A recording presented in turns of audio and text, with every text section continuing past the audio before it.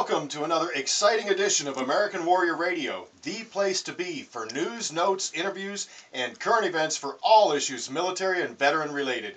If you or someone you know has ever worn the uniform of the U.S. Army, Navy, Air Force, Marines, Coast Guard, or National Guard or Reserves, you've come to the right place. American Warrior Radio right here on the Talk to Me station, AM 1300 WMEL, sponsored by AVET Project. Folks, this program is all about supporting our troops and their families, both past and present. So please get comfortable, grab a cup of coffee, maybe a pen or pencil, because you'll want to jot down a few things that Glenn and I are going to speak about here in a bit. With that said, let's roll down the runway and get this show off the ground. You know, my name is Garen Cohn. I'm the founder of AVET Project. I'm an Air Force veteran and a retired legal advocate for veterans. As you all know, though, I never pilot this program alone. Good morning. I'm Glenn McGuffey, manager of your Brevard County Veteran Services team. I'm retired from the Air Force, and today I'm excited, and you can tell that Garen's excited by the excitement in his voice to have a very special guest here who is also another blue suiter. That's right. We're going to come blue suiter at you all day here, and why don't you take it over, Garen, and introduce our guest. Well, folks, all you listeners to American Warrior Radio here on WMEL know that we effort to bring you exciting personalities and interesting interviews, and we have somebody with us today that has really committed a large portion of his life to helping the veterans community. Doc Holliday. Say hello, Doc. Finally, the doctor has returned to radio. And you got a voice for radio, too. Oh, my God. You got a face for radio, but I didn't say that. let me just say right off the bat, belated happy birthday to you. Well, thank you very much. Yeah, folks, I did turn another year older yesterday. I survived. Doc, we wanted you to come in here because you're so involved in the local community. Tell us a little bit about, first of all, some biographical information on yourself, because you, as Glenn said, you were in the service too. I was. I went in the Air Force in 1971. I grew up in a little town outside of Orlando, Pine Hills, which is now called Crime Hills. I have no idea why, other than there was only one death when I left in 1971, and then recently in 2011 there's 50. So there's big changes are going on. But I got out of Pine Hills, joined the Air Force, and became a security policeman, and traveled here and there and everywhere. I went to the awesome place of Guam, population 12. I'm not really sure. Did you know in Guam that he actually had the Japanese still believe that World War II was going on back in 1971? They were hiding in the caves, and they did not believe the war was over. No kidding. Well, it's true. You guys were over there to educate them that it was. We had 250 B-52s over there called Arc-Light. We were bombing Vietnam at the time. And I remember being on post out there guarding the armory where all the bombs were, and I said, I'm not sure I want to do this with all the Japanese out there. And the guy said, well, they're not really out there. I said, listen, I've seen these ninja movies. I know how they come out with that sword. It's one thing to be shot, but to be ninja-ized. No, I don't want to be ninja-ized. Well, didn't they launch the 52s out of Guam kind of over a cliff? And as a matter of fact, you're exactly right. Yeah. And a couple of old Vietnam vets here sharing war stories. This is great. They actually just, and there's still remnants of B-52s that have crashed down below, and they used to say it's haunted down there. Yeah, well, in a sense, it is haunted. And then I was at Utapao during that period of time when they transferred them out and moved them to Utapao along with Young Tiger, which was the tanker complement to Arc-Light. Oh, the KC-135s? Yeah. I'll be done. I had the duty of getting the deer off the runway when the B-52s were coming in. Oh, wow. I was in shape. Let me just tell you, I was in shape. You would just chuck down the runway and the only time I ever moved faster is when they were bringing the bombs in to load the B-52s, and one would fall off the trail and they'd be rolling down the flight line. They go, Holiday, can you stop that? Yeah, right. Okay, yeah. 750 pounds worth of elephant coming over your foot. Yeah, okay. Not a good job. No, I don't think so. Not one bit. Well, so you were over there in Guam, one of the places, one of your duty stations as a security policeman. So you got a real appreciation for what our guys and gals are dealing with now. Oh, even the security police's duties now have picked up, Iraq and Afghanistan. They're not only are they walking around planes and stuff, but they have law enforcement duties. They're in the mix of things right now. They truly are, and as you know, Glenn, the folks that are deployed out of Patrick Air Force Base through the 45th Security Forces Squadron predominantly are there to protect assets, but they do go out on maneuvers, and we know quite a few of them.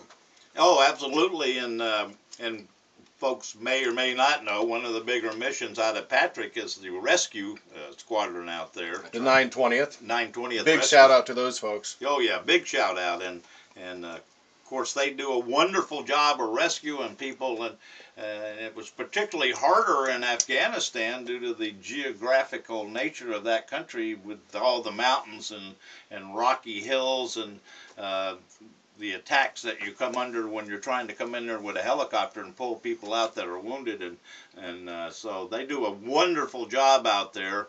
And yes, there are at any given day many people deployed from Patrick, mostly to Afghanistan now, and a lot of people don't realize that. So, you know, our prayers and thoughts are with them as they are with all our brother and sister warriors out there. The base newspaper, the Missileer, always puts a caption on the front cover about how many forces are deployed, and it's always over 100. And for a small outfit like this, particularly with their mission, which is space, to have that many deployed really speaks to that. But you're over there protecting, again, our assets, the B-52s and what have you. Give me some idea. I've heard that it's either really busy or it's just wasting time. You're just standing around twiddling your thumbs when you're in that type of a situation. Well, I don't know about that. I do think, you know, walking is one thing, but the way I put it in perspective is that when you have 250 B-52s on a flight line, and you have that much gasoline, and then you have anybody from Guam that wants to take a shot at one of these B-52s or at one of the bombs, I mean, they could have leveled it. So at all times, and that's what I've always said about the Vietnam era vets and the Vietnam vets.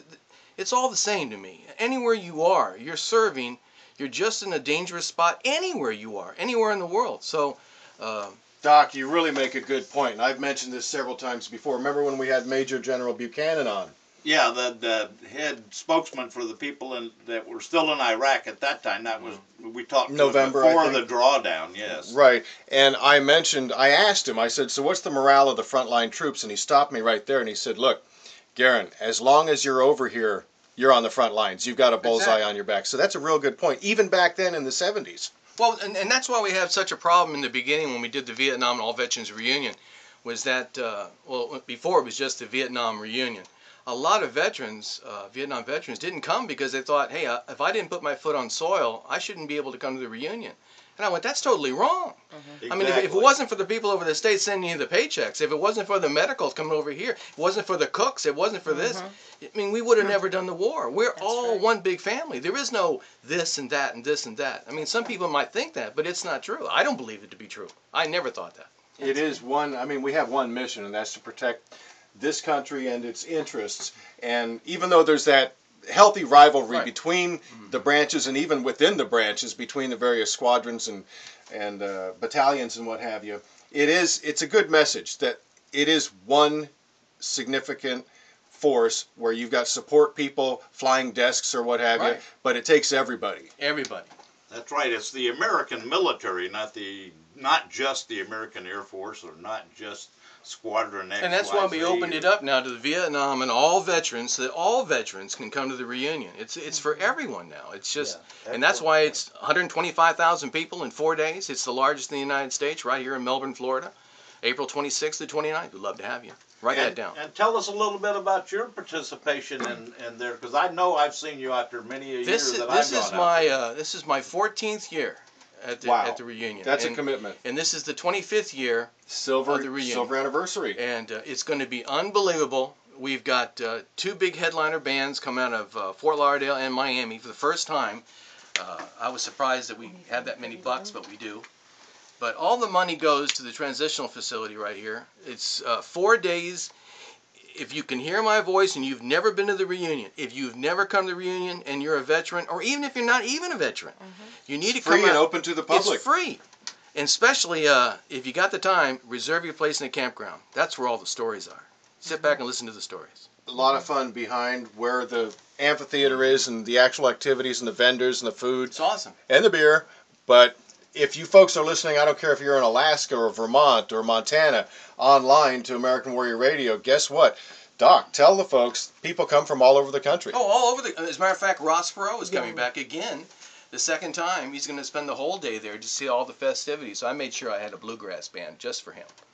I'm sure he'll be thrilled. That's excellent. And yeah, there are a lot of stories I've heard from the campground out there as you're talking about, and I believe you do some significant DJing out there and intros In and, between the and show, in between the MCing. bands, and in the beginning, I do all that. I just, it's a lot of So fun you to keep play the the oldies. you keep the party going. Oh, if I don't, Ralph Russo would fire me. Okay, so you've been involved now 14 years. 14 years. What got you started? What Well, made you want to become a Truth part be of it? told, I went up there. I didn't even know about it until I moved here in I want to say '97, and I heard about it. So when I went up there, I listened to this DJ that they had starting, and he just wasn't playing the music that we actually remember during the Vietnam time, because back then it was the Vietnam reunion.